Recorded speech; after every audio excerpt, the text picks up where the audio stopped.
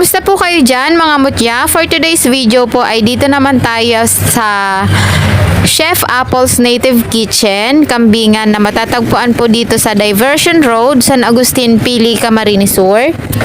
Ayan guys, at malaki din po yung parking area nila dito. Meron din po ditong guard, kaya sigurado po na may magbabantay ng inyong mga sasakyan. And dito po sa baba ay may mga tanim silang halaman. Meron po yan mga isda. Ayan guys, so sobrang napaka-presko ng place nila dito, kaya ang sarap kumain dito. And ayan na guys yung aking labidabs para mag-order.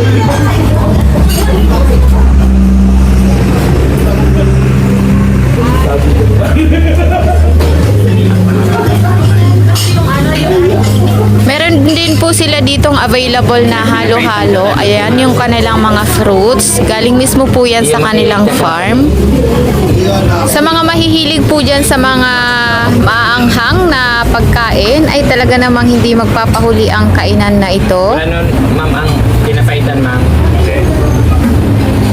Taro mana kinilaw, tapos ang pinapaitan, duwang maluto, yun lang. Okay, table na kayo, sir. Duman, 15 kayo dyan. Iyo. Sige na po, sir. Sige. Ito guys yung kanilang kinilaw dito. Ayan, sobrang anghang po niyan. And eto rin po yung super yummy na papaitan. Ayan. Spicy din po yan.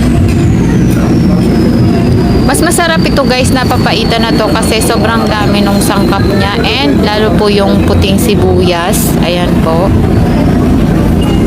Shout out po sa mga staff and lalo na po sa may-ari ng Chef Apple's Native Kitchen, Kambingan, dito sa Pili, Camarines Sur.